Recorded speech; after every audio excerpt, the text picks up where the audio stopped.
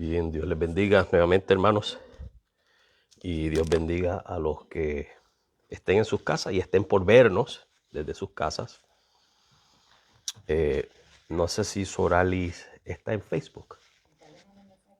Sí, que va a estar en Facebook, en YouTube no va a estar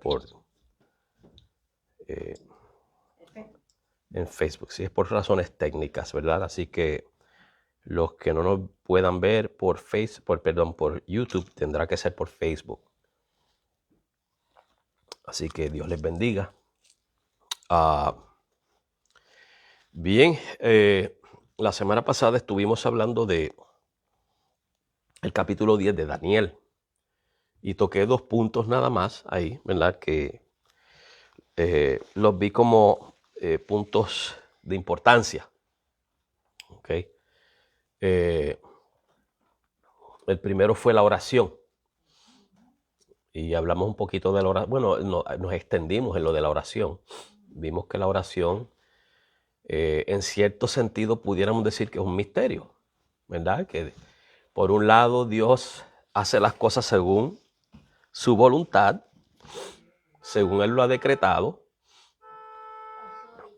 pero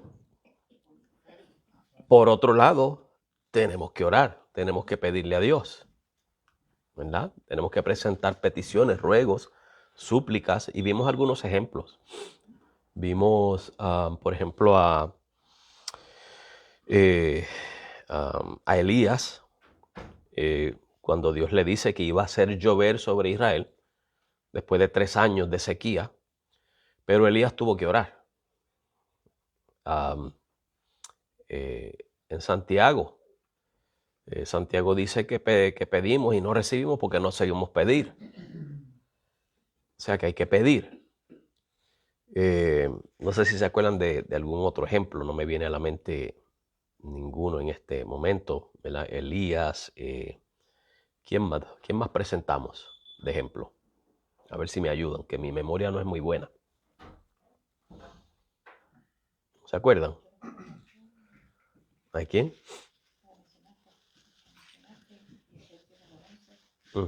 Elías,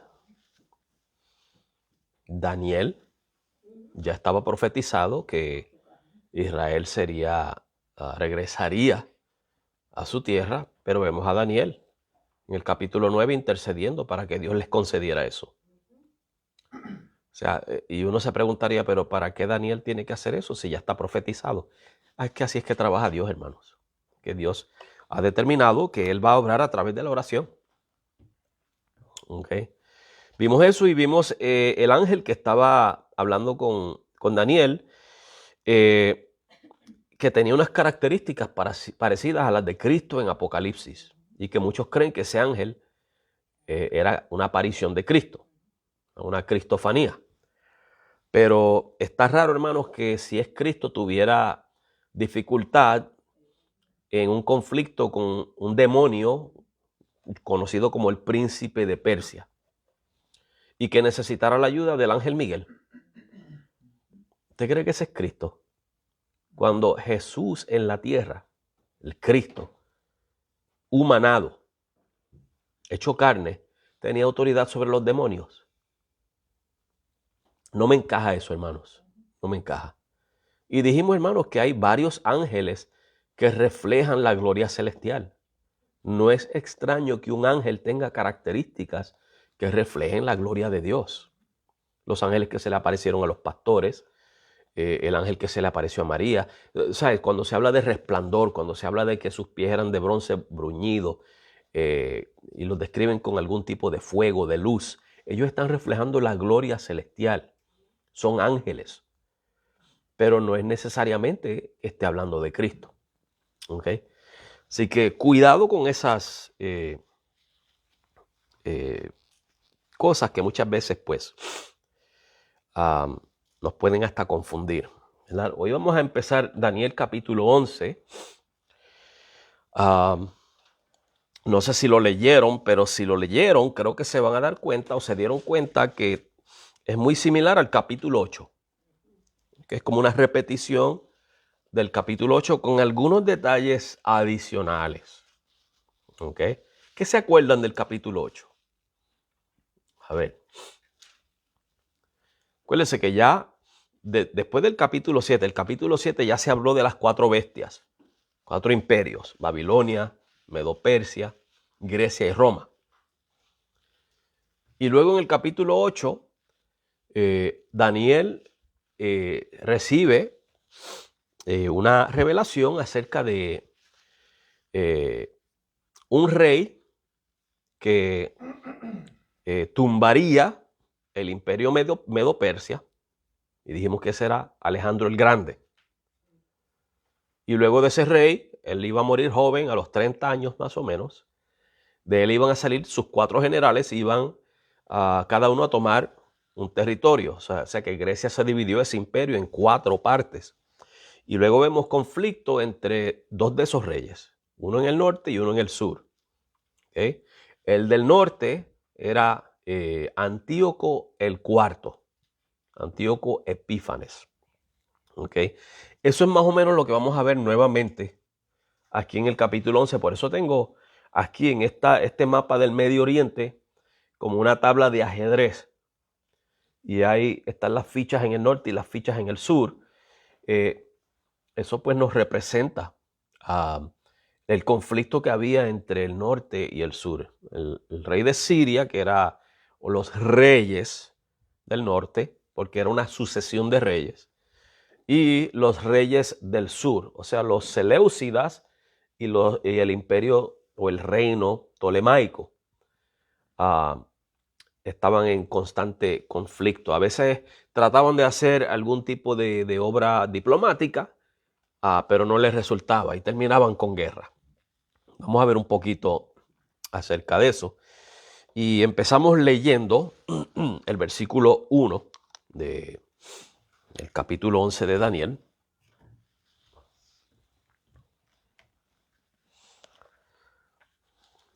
Recuerden, hermanos, que este capítulo se utiliza para hablar del anticristo.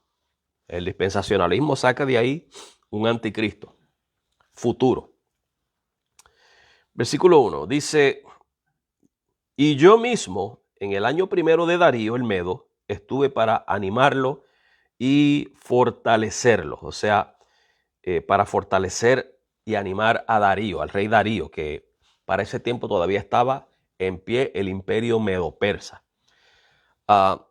Lo que debemos empezar aquí es identificando a esa persona que dice yo mismo.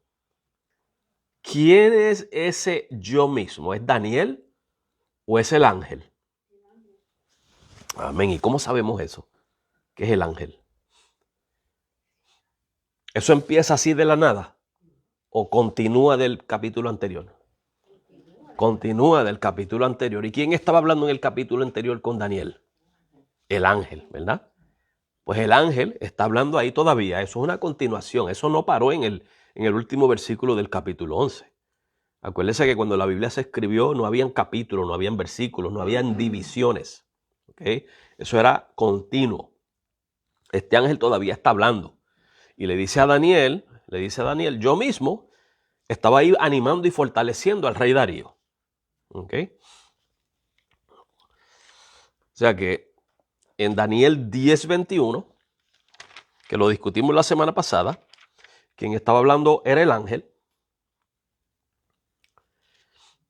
Mire cómo dice el 10:21, dice: pero yo te declaré lo que está escrito en el libro de la verdad, y ninguno me ayuda contra ellos, sino Miguel, vuestro príncipe. O sea, eres el ángel que estaba, que fue enviado para darle a Daniel esa revelación o explicación, interpretación, etc. El capítulo 11 es una continuación del capítulo 10. Y además, hermanos, observamos que en Daniel 11:2, quien está hablando es el ángel continuando la conversación. Mire cómo dice: y ahora yo te mostraré la verdad. Ahí hay 2 personas, Daniel y el ángel. Uno de ellos va a demostrar la verdad. Obviamente no es Daniel, ¿verdad que no? Es el ángel el que va a demostrarle, o el que va a mostrarle a Daniel la verdad. Dice: he aquí que aún habrá 3 reyes en Persia, y el cuarto se hará de grandes riquezas más que todos ellos, y al hacerse fuerte con sus riquezas, levantará a todos contra el reino de Grecia. ¿Okay?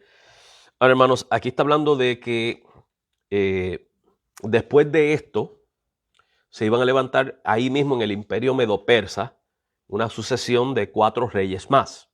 ¿Okay? El imperio medo-persa iba a durar más o menos un tiempo que incluía esos 4 reyes. Puede que hubieran más, puede que hubieran menos, pero el ángel se está enfocando en esos 4 reyes.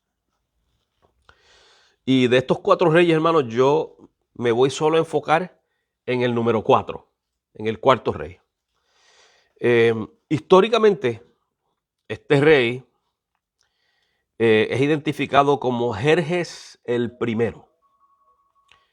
En el año 486 al 465 antes de Cristo.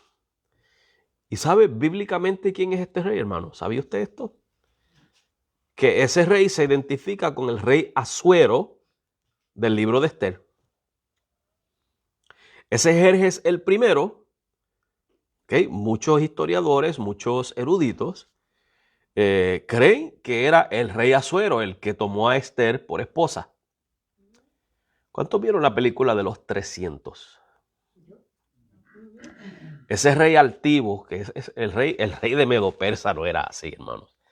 Pero ese rey que en la película de los 300 supuestamente es Jerjes,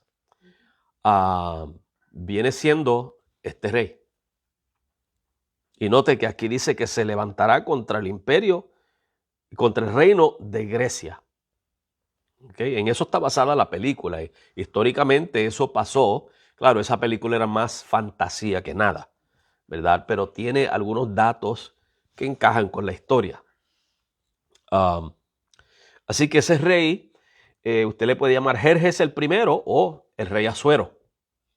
Él que tomó a Esther por esposa. ¿Okay? Y fíjense que en el versículo, vamos a ver versículo, vamos a buscar en Esther 1.1, buscar Esther 1.1. Mire cómo dice Esther 1.1.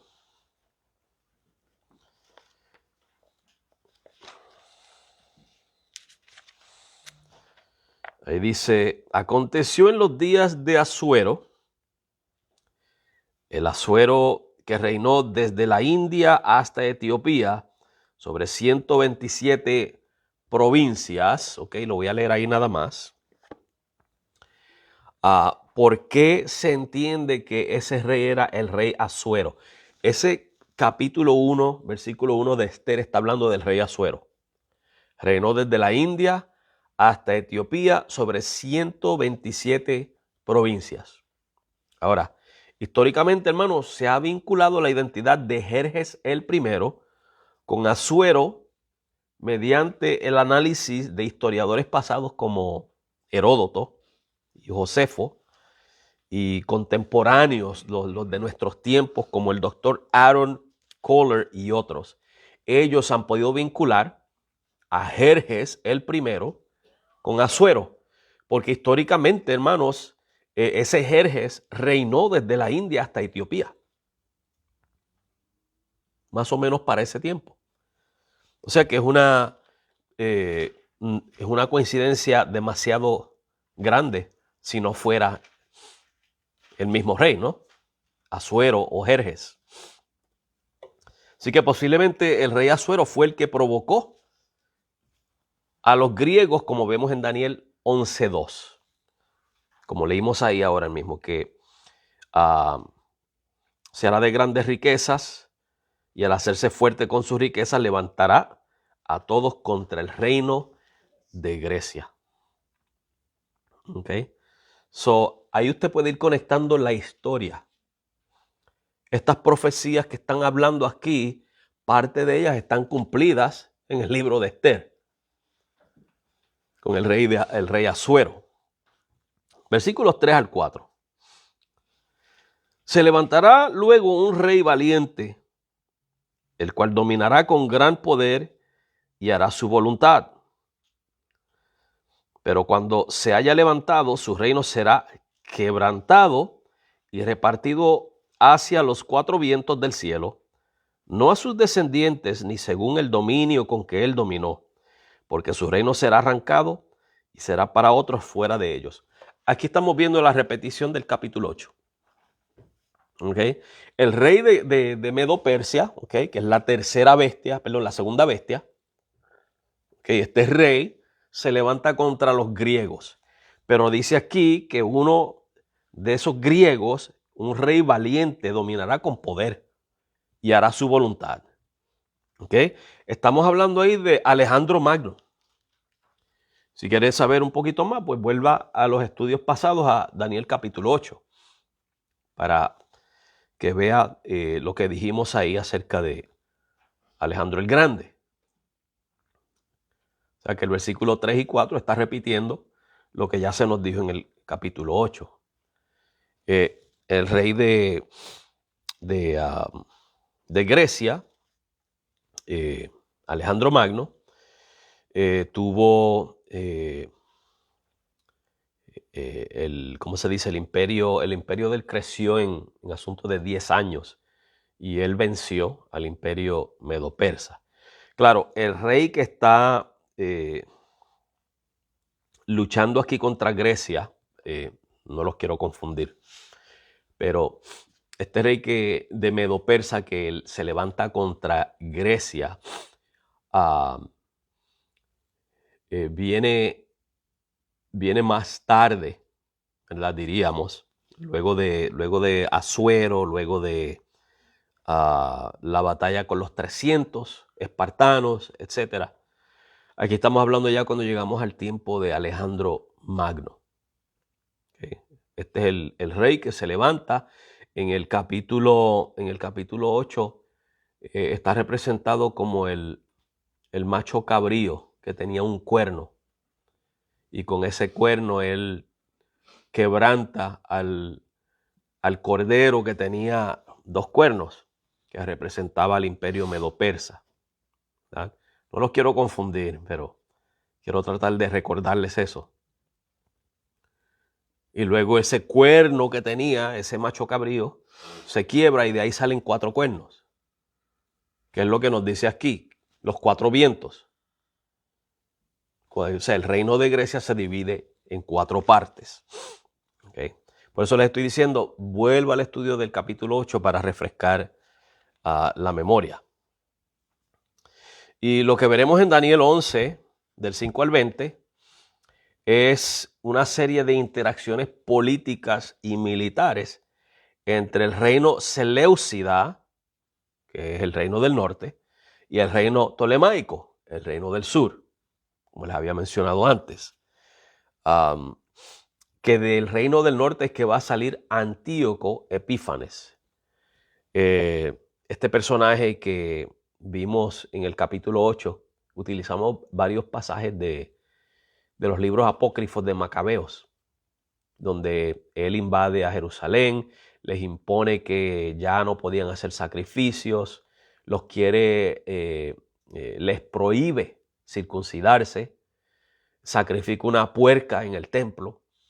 Ese es Antíoco. ¿Okay? Pero antes de eso, el capítulo 11 nos está dando unos detalles. Hay una serie de reyes a través del tiempo. Hay un lapso de tiempo. ¿Okay? Cuando te lea los versículos 5 al 20, hay un lapso de tiempo y se levanta un rey del norte y un rey del sur. Y esos 2 reyes tienen un tipo de interacción. Puede ser un conflicto o puede ser diplomático. Muere el rey del norte, se levanta otro. Muere el rey del sur, se levanta otro y así sucesivamente. Eso es lo que usted va a ir viendo en los versículos 5 al 20. Vamos a leerlos aquí para que tenga el contexto. Dice, y se hará fuerte, leímos el 3 y el 4 allá, ¿verdad? Que hablamos de Alejandro Magno, el reino se divide en 4. Y dice, y se hará fuerte el rey del sur, mas uno de sus príncipes será más fuerte que él, y será poderoso su dominio será grande. Al cabo de años harán alianza, y la hija del rey del sur vendrá al rey del norte para hacer la paz. pero ella no podrá retener la fuerza de su brazo, ni permanecerá él, ni su brazo, porque será entregada a ella y los que la habían traído, asimismo su hijo, y los que estaban de parte de ella en aquel tiempo. Estamos viendo que están tratando de hacer diplomacia. Estamos viendo eso. Entonces, hermano, hay que tomar en cuenta esta secuencia de reyes, ¿ok? Y esto básicamente lo que tengo aquí, lo que ya había explicado. No es un rey solamente de lo que estamos hablando. Es una serie de reyes del norte y reyes del sur. ¿Okay? Y de ahí no se puede sacar un anticristo. Pues una serie de reyes. Una serie de reyes. No se puede sacar un anticristo de ahí. ¿Okay? En el versículo 5, hermanos, está hablando de los dos generales de Alejandro Magno, Ptolomeo y Seleuco. Ellos eran aliados originalmente, pero luego Seleuco fundó el imperio seleucida en el norte y ese reino terminó siendo más grande. En otras palabras, esto que acabamos de leer, versículos 5 al 6, el próximo rey del sur entrega a su hija Berenice en matrimonio. Perdón, aquí mezclé rey del sur con rey del sur. Se supone que sea rey del norte con rey del sur. Mis disculpas. Entonces entrega a su hija para casarse porque así era que se hacían alianzas. ¿Ok? Versículo 6. Ahora, lo que sucede ahí cuando dice que ella no podrá retener la fuerza de su brazo, ni permanecerá él ni su brazo, porque será entregada a ella y los que la habían traído a sí mismo, su hijo. Ahí lo que pasó, hermano, fue que ese rey la tomó por esposa, ¿ok? Ellos hicieron ese vínculo para formar esa alianza entre el reino del norte y el reino del sur. Y Berenice, la hija del rey del norte, se casa con el rey del sur. Pero con el tiempo el rey del sur la echa a un lado y vuelve con su primera esposa, el rey del sur. ¿Ok? La desprecia. Y luego ella y sus hijos son asesinados. Mire cómo el conflicto que hay entre estos pueblos. No es que se la devuelve allá a su padre, la asesinan. Y a sus hijos. ¿Sí? Y eso, hermanos, eso es por dominancia, por querer tener el poder. ¿Sí? Versículos 7 al 16, hermanos, hay una serie de conflictos militares. Nuevamente, reyes subsecuentes. Se levanta uno, muere, se levanta otro, etc. Son reyes del norte y reyes del sur. Y el norte, hermanos, tendrá victoria e invadirá a Israel. Vamos a leerlo rapidito, 7 al 16. Yo les dije a ustedes que íbamos a pasar estos capítulos más rápido, ¿verdad? Porque es mucha repetición de lo que vimos ya en el capítulo 8. Pero 7 al 16 dice, pero un renuevo de sus raíces se levantará sobre su trono y vendrá con ejército contra el rey del norte. Y entrará en la fortaleza y hará en ellos a su arbitrio y predominará. Y aun a los dioses de ellos, sus imágenes fundidas y sus objetos preciosos de plata y de oro, llevará cautivos a Egipto. Y por años se mantendrá él contra el rey del norte. O sea que estamos viendo ahí el rey del sur ahora para vengarse porque le mataron a su hija, sube, invade el reino del norte, vence, ¿okay? Y se lleva cautivo toda la plata y el oro hacia el sur. Él estaba en Egipto. Así entrará en el reino el rey del sur y volverá a su tierra. Mas los hijos de aquel, o sea, del rey del norte, se airarán y reunirán multitud de grandes ejércitos y vendrá apresuradamente e inundará y pasará adelante. Luego volverá y llevará la guerra hasta su fortaleza. Hermano, estos son detalles históricos. Están identificados en la historia. De ahí no sale un anticristo. Estos son detalles pasados ya, no son futuros. Y la historia lo registra.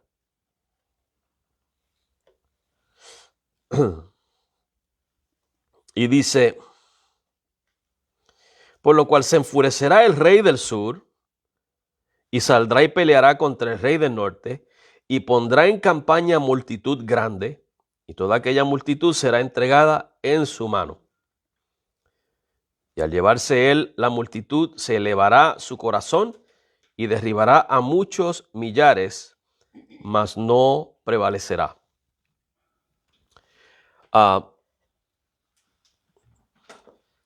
Vamos a seguir leyendo. Estamos llegando al versículo 17. Y el rey del norte volverá a poner en campaña una multitud mayor que la primera, y al cabo de algunos años vendrá apresuradamente con gran ejército y muchas riquezas. En aquellos tiempos se levantarán muchos contra el rey del sur, y hombres turbulentos de tu pueblo se levantarán para cumplir la visión, pero ellos caerán. Aquí está envuelto ahora Israel. Israel también se levanta a pelear ahí, pero dice que van a caer. Vendrá pues el rey del norte y levantará baluartes y tomará la ciudad fuerte, y las fuerzas del sur no podrán sostenerse. O sea que el rey del norte iba a vencer el sur, ni sus tropas escogidas, porque no habrá fuerzas para resistir. Y el que vendrá contra él hará su voluntad, y no habrá quien se le pueda enfrentar, y estará en la tierra gloriosa, la cual será consumida en su poder. Eso lo vimos en el capítulo 8. Antíoco Epífanes, rey del norte, entra a la tierra gloriosa que es Israel y hace y deshace como él quiere, hasta que llega a sacrificar una puerca en el templo. Afirmará luego su rostro para venir con el poder de todo su reino, y hará con aquel convenios y le dará una hija de mujeres para destruirle, pero no permanecerá ni tendrá éxito. Para controlar a Egipto, hermanos, ahora viene el detalle histórico de lo que nos dice aquí, que él da a su hija, ¿verdad? Entrega a su hija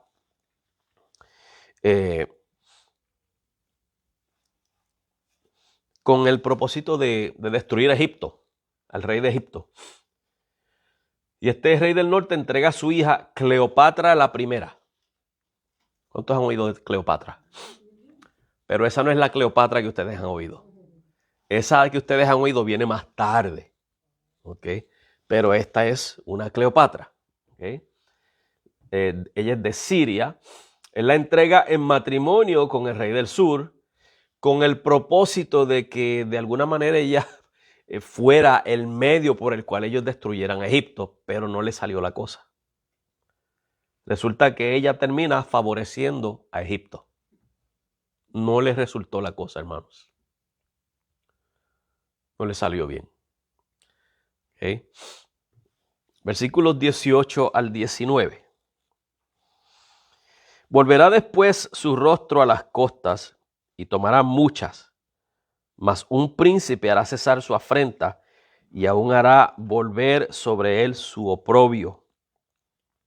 Luego volverá su rostro a las fortalezas de su tierra, mas tropezará y caerá y no será hallado.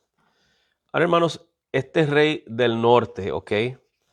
Enfurecido ahora arremete, como dice aquí, versículo 18, que vuelve su rostro hacia las costas y tomará muchas. Él arremete contra partes de Grecia y de Asia. Y hace muchas conquistas, llega a lograr muchas conquistas. Históricamente, ¿qué sucede luego de esto?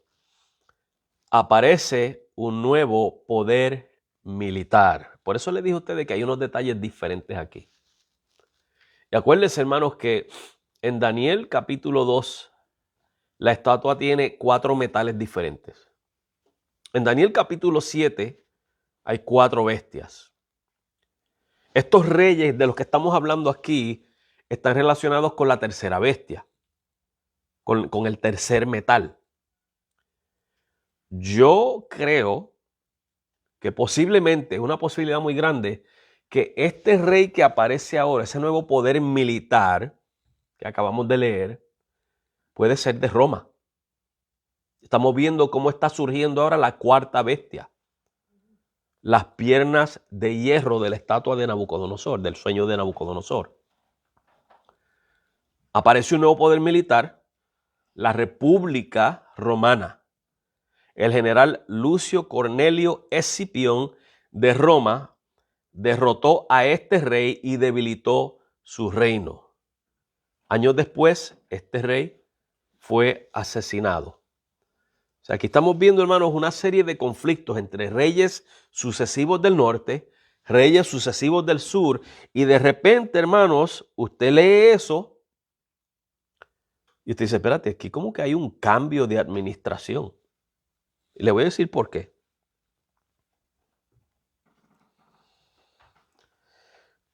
Luego volverá su rostro a las fortalezas de su tierra, mas tropezará y caerá y no será hallado. Y se levantará en su lugar uno que hará pasar un cobrador de tributos por la gloria del reino, pero en pocos días será quebrantado, aunque no en ira ni en batalla.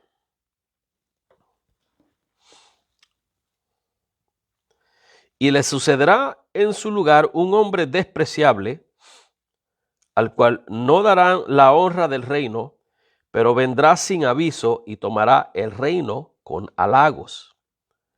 Aquí es donde hablan del anticristo. El anticristo va a venir con halagos y que si esto, que si aquello.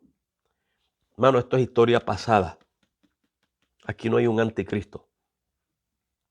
Esto es historia pasada. Las fuerzas enemigas serán barridas delante de él como con inundación de aguas. Serán del todo destruidos junto con el príncipe del pacto. Y después del pacto con él engañará y subirá y saldrá vencedor con poca gente. O sea, en el versículo 20, hermanos, que leímos, que se levanta en su lugar otro rey, es un rey que va a heredar los problemas que dejaron los reyes pasados. Una vez que Roma entra a la escena, hermanos, Roma está dominando. Y ese rey que Roma interviene ahí y lo derrota, cuando ese rey muere, que viene el próximo rey, hereda los problemas que dejó ese rey, el conflicto que dejó con Roma, lo hereda el próximo rey. ¿Ok? Roma le había impuesto tributos al reino del norte. Ahora el nuevo rey que llega de Grecia tiene que pagar esos tributos. Y en el versículo 21 al 35, ¿ok? Es donde se levanta Antíoco Epífanes el cuarto. Por fin llegamos a Antíoco. ¿Ok? Note que hay una serie de reyes, pero el futurista le lee a usted todo el capítulo y se cree que está hablando de un anticristo, cuando esto está hablando de una serie de reyes, uno detrás del otro. Por fin ahora en el 21 al 35 llegamos a Antíoco, donde dice que en su lugar sucederá un hombre despreciable. Ahí es donde la gente dice, ve, ese es el anticristo, un hombre despreciable. Me quedé en el versículo 23. Versículo 24 dice, estando en la provincia en paz y en abundancia entrará y hará lo que no hicieron sus padres ni los padres de sus padres, botín, despojos y riquezas. Repartirá a sus soldados y contra las fortalezas tomará sus designios, y esto por un tiempo. Y despertará sus fuerzas y su ardor contra el rey del sur, con gran ejército.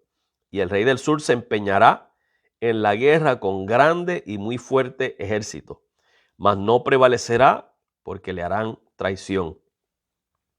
Aun los que coman de sus manjares le quebrantarán, y su ejército será destruido y caerán muertos. El corazón de estos dos reyes será para hacer mal, y en una misma mesa hablarán mentira, mas no servirá de nada, porque el plazo aún no habrá llegado. Y volverá a su tierra con gran riqueza, y su corazón será contra el pacto santo, o sea, contra los israelitas. Ahí es donde la gente dice a veces el anticristo, que hace un pacto de paz y luego lo quebranta, etcétera, etcétera. Hará su voluntad y volverá a su tierra. Al tiempo señalado volverá al sur, mas no será la postrera venida como la primera. Y escuchen aquí, ¿ok? Este rey está exaltado, está corriendo de aquí para allá, está tomando dominio, se mete hasta en Israel y quiere de todos modos conquistar a Egipto. ¿Ok? Este es Antíoco Epífanes. Pero mire el versículo 30. Cuando dice en el versículo 29 que no será la postrera venida como la primera. O sea, él viene en otra segunda ocasión para intentar nuevamente hacer guerra con el rey del sur, con Egipto. Y en el versículo 30 dice, porque vendrán contra él naves de Quitim.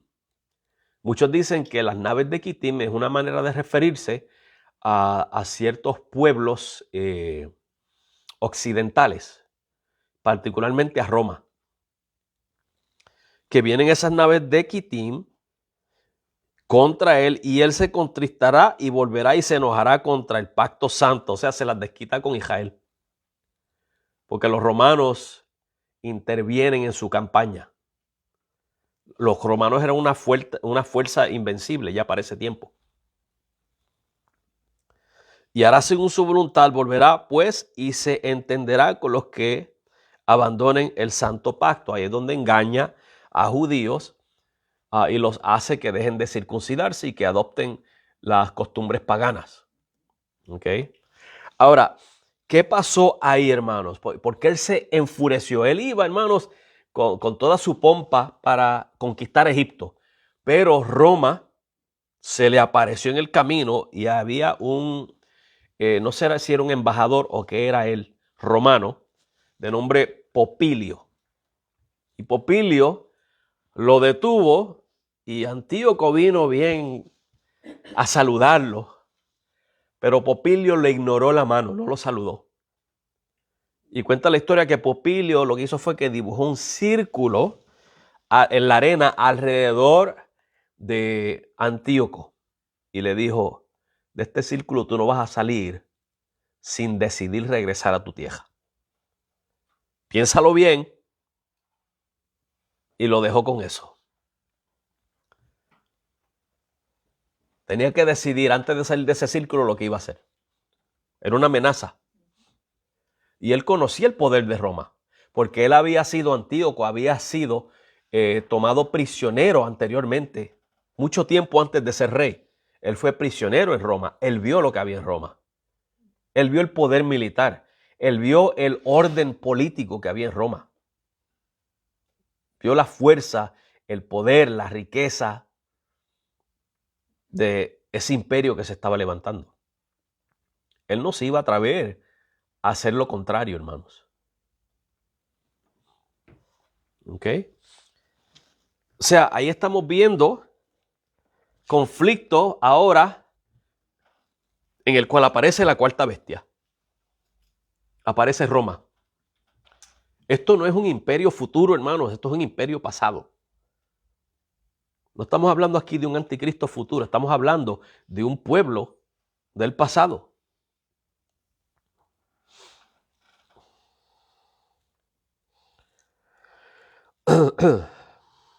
Nos quedamos en qué versículo? El 31, ¿verdad? 31. Y se levantarán de su parte tropas que profanarán el santuario y la fortaleza y quitarán el continuo sacrificio y pondrán la abominación desoladora.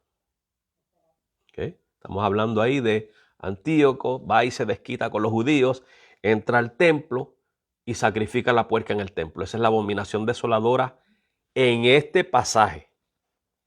porque Cristo en Mateo 24 habla de una abominación desoladora que iba a ocurrir en aquellos días. Eso era otra abominación desoladora. Pero en este pasaje, abominación desoladora era cuando Antíoco entra al templo y sacrifica una puerca en el altar. ¿Okay? Que eso era un sacrilegio.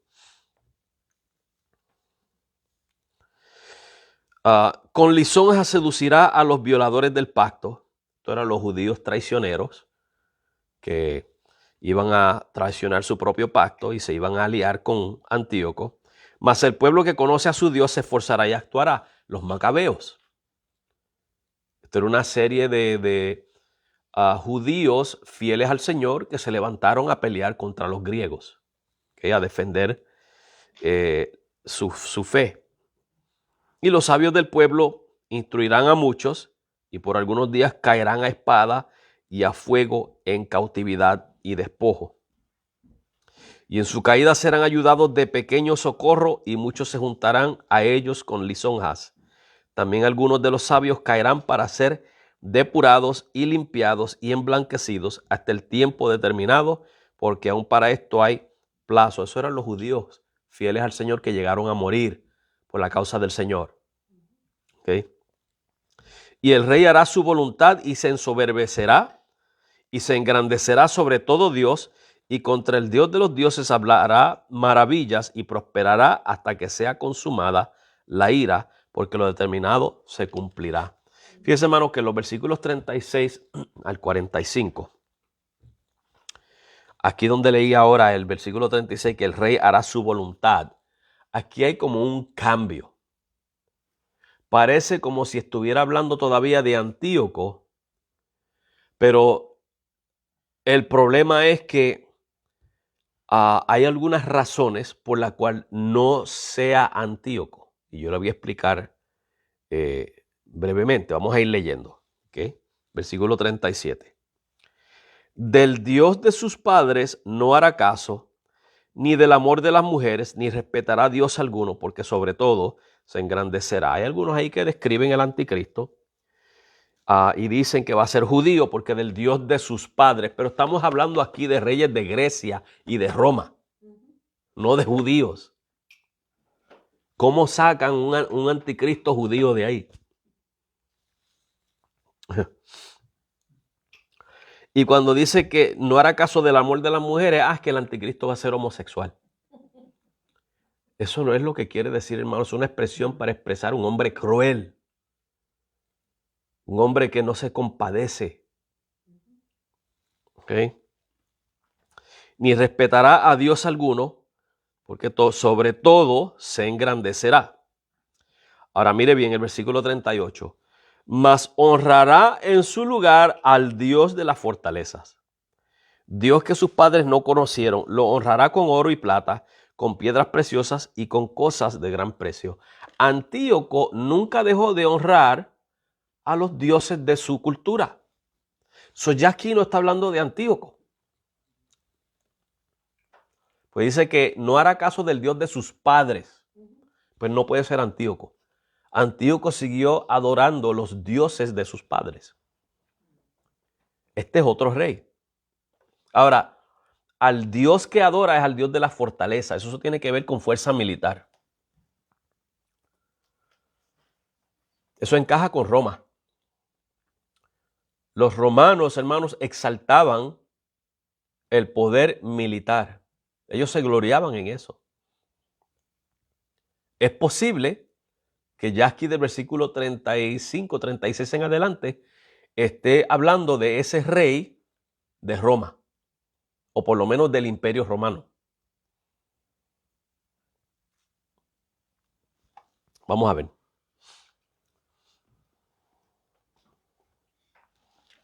Seguimos leyendo. Versículo 39. Con un Dios ajeno se hará de las fortalezas más inexpugnables y colmará de honores a los que le reconozcan y por precio repartirá la tierra. Pero al cabo del tiempo el rey del sur, escuchen esto, el rey del sur contenderá con él y el rey del norte se levantará contra él. Ahora tenemos al rey del sur y el rey del norte peleando contra este otro rey. Hay 3 reyes ahí envueltos. No estamos hablando de Antíoco. Antíoco hubiera sido el rey del norte. Pero el mismo rey del norte está peleando contra este rey. Y el rey del sur está peleando contra este rey. Este es un rey distinto al reino del norte y al reino del sur. Que es muy posible que sea Roma. Ahora están los 2 reinos griegos peleando contra el reino de Roma. Es muy posible. ¿Ok? Es el versículo 40. Y dice, se levantará contra él como una tempestad, con carros y gente de a caballo y muchas naves, y entrará por las tierras e inundará y pasará. Entrará a la tierra gloriosa y muchas provincias caerán, mas éstas escaparán de su mano, Edom y Moab, y la mayoría de los hijos de Amón. Extenderá su mano contra las tierras y no escapará el país de Egipto. Hermano, se sabe que Roma llegó a empoderarse de Egipto. Le hace la historia de Cleopatra para que usted vea las interacciones que ella tuvo con Julio César y luego con Marco Antonio. O sea, Egipto estaba bajo el dominio de Roma. ¿Ok?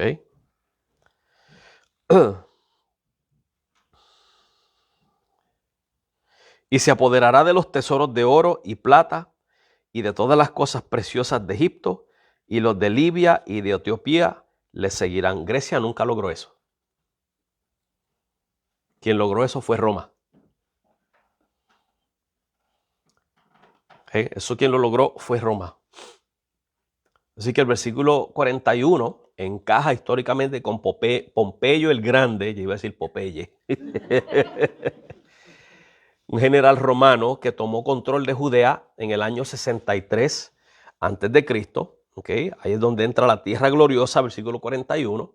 Se apodera de Israel, de Judea. Versículos 42 al 43. Como les dije, encaja mejor con Roma que con Antíoco. Y vemos que Augusto conquistó a Egipto en el año 30 antes de Cristo. Ya para el 30 antes de Cristo, Augusto César había conquistado a Roma.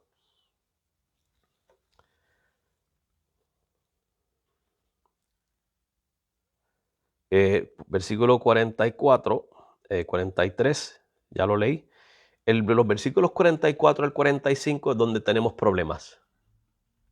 Y aquí yo no voy a pretender tener la respuesta y nadie la tiene.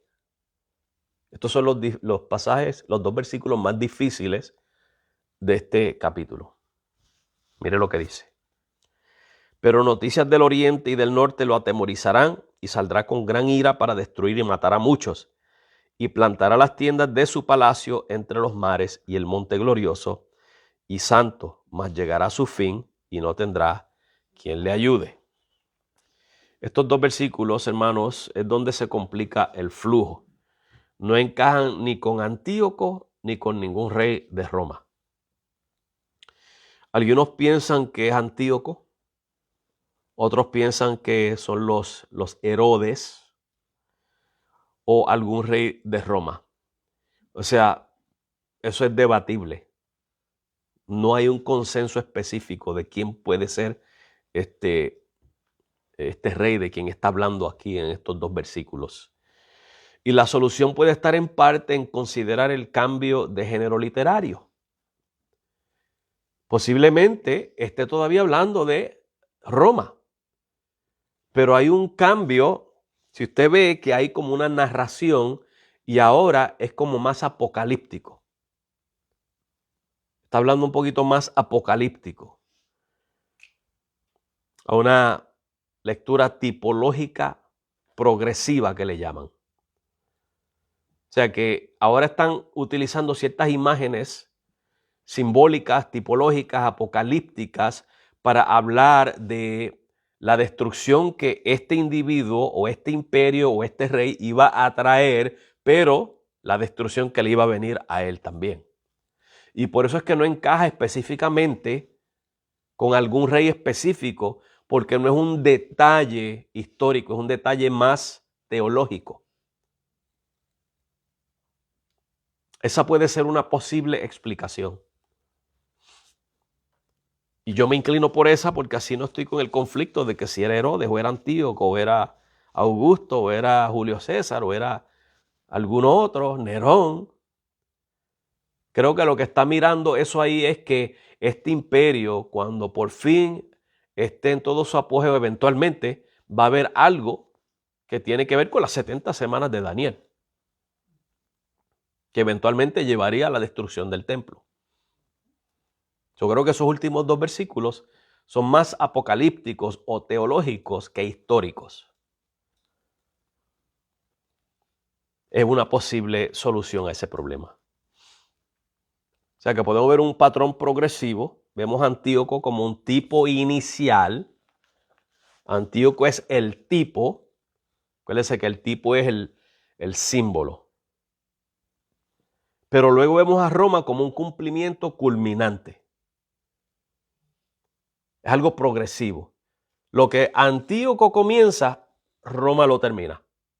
Independientemente de qué rey haya sido y qué conflictos hayan habido. Lo que está presentando es a Antíoco como ese tipo de perseguidor del pueblo de Dios que Roma continuaría eventualmente.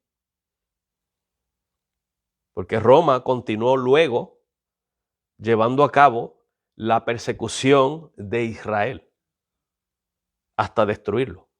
Y claro, persiguió a los cristianos bajo Nerón. O sea, es un tipo de perseguidor del pueblo de Dios. Eso puede ser tipológico, lo que encierran estos dos versículos. O sea que Daniel nos viene hablando del mismo enemigo, pero en diferentes relatos. El mismo enemigo en el sentido de que todo aquello que se levanta contra el pueblo de Dios representa al mismo enemigo. El que está detrás de eso es el diablo. Así como Medo-Persia estaba bajo el príncipe de Persia, si usted lee Apocalipsis, este imperio perseguidor de los cristianos, quien estaba detrás de eso era el dragón. ¿Y quién es el dragón? El diablo. Sigue siendo el mismo enemigo, persiguiendo al pueblo de Dios. Acuérdense, hermanos, que en Daniel 7, el cuerno pequeño, aquel cuernito pequeño que se exalta, si se acuerdan de ese estudio, ese cuerno pequeño habla contra Dios, persigue y luego es destruido. Miren el patrón. Luego, cuando vimos en Daniel 9, 26 y 27, las 70 semanas, vemos un pueblo destructor. Es como el pueblo, como el cuerno pequeño. Hace una desolación y destruye a Jerusalén. Claro, para ese tiempo ya Jerusalén era perseguidora de los cristianos. Eso sufre el mismo fin que el cuerno pequeño. No estoy diciendo que Jerusalén era el cuerno pequeño, pero que hay un patrón profético ahí, donde hay un perseguidor y hay una destrucción. Daniel 11, que es lo que estamos viendo, hay un rey arrogante, muy parecido al cuerno pequeño, muy parecido al pueblo destructor, invade, oprime, en otras palabras, persigue, pero llega a su fin, es destruido también. Hay un patrón profético en estos capítulos, o por lo menos teológico. Y no podemos entonces tomar un pasaje y si no encontramos algo en la historia, inventar lo que nos parece. Pues ese es el anticristo. No, hermanos, así no es que se trata la Biblia. Hay que tratar de dejar que la Biblia misma, hermanos, sea su propio intérprete. Y en este caso esa es la mejor interpretación porque está siguiendo un patrón bíblico, un patrón teológico.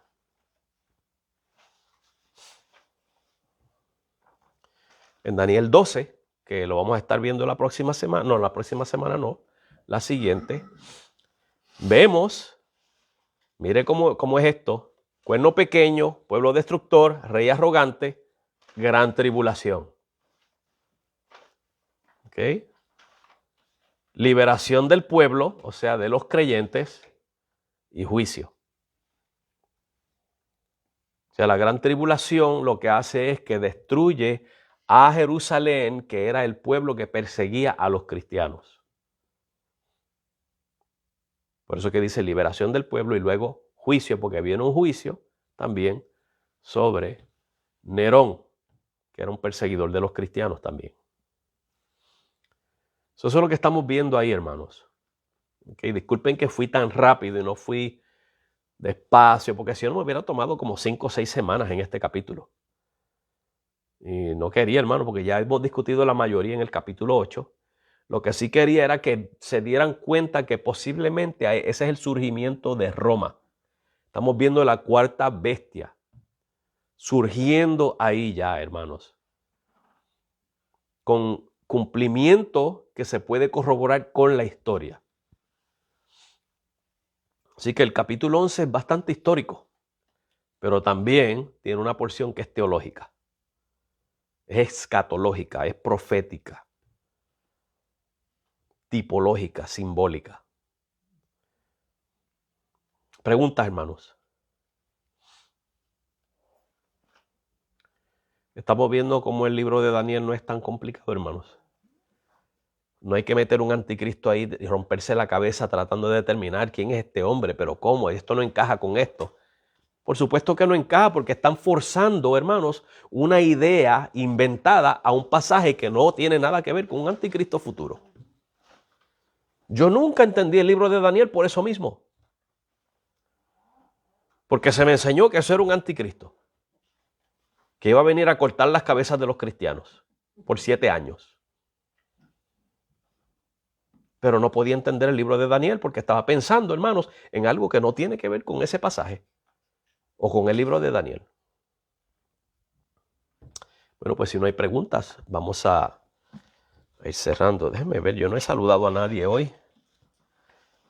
Voy a dar un saludito por ahí a los hermanos que están conectados. Vamos a ver. Tiene que estar de calle la hermana Alicia por ahí. Y Soralis, que ya estaba ansiosa, pendiente por ahí a que estuviéramos ya en el estudio. Vamos a ver si este teléfono abre el...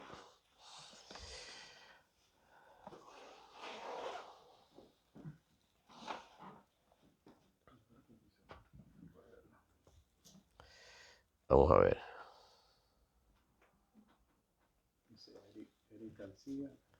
Eric García, ese es el nieto de hermana Alicia. Eric García. Carlos está por ahí. Está todo bien, Carlos. Dios te bendiga. Te echamos de menos. Hermana Alicia, ¿verdad? Sí. Ella no se lo pierde. Ella está ahí de calle siempre. Es más, ella estuviera aquí esta noche. Lo que pasa es que no puede guiar solita por ahí. Si no, estuviera por ahí también. Estuviera aquí con nosotros. Vamos a ver, este teléfono está un poquito chueco. Un poquito lento. Ya, bueno, pues Dios les bendiga a los que estuvieron por ahí. Wilmer Saltarín está por ahí también. Dios te bendiga, Wilmer, allá en Colombia. Bien, hermanos, pues vamos a hacer despedidos en oración. Espero que esto les haya sido de ayuda para que la próxima vez que lean a Daniel no tienen que conocer todos los datos históricos. No estoy diciendo que tienen que meterse ahora a estudiar historia para saber esto. Es que quiero que cuando usted abra ese libro y lo lea, usted pueda ver, esto tiene que ver con reyes históricos. Aquí está Grecia, aquí está Medo-Persia, aquí está Babilonia, aquí está Roma. Y no se esté preocupando por un anticristo, hermanos, que no aparece en nada ahí en la lectura. ¿Que se pueden usar como un tipo de anticristo? Claro que sí. Como Hitler. Hitler era un tipo de anticristo. Saddam Hussein era un tipo de anticristo. todos estos que le cortan cabezas a los cristianos en el Medio Oriente son anticristos. Lenin y todos estos comunistas que se levantaron, que han perseguido a los cristianos y los siguen persiguiendo, son tipos de anticristos. Todo hombre o imperio, organización que se levante contra la iglesia es tipo de anticristo. De hecho, aquí en nuestro país hay organizaciones que se hacen pasar por supuestamente protectores de derechos civiles, pero quieren destruir la iglesia. Ahí está el feminismo, ahí está el Black Lives Matter, ahí está el ¿qué? El LGTBQ y yo no sé qué otras letras más.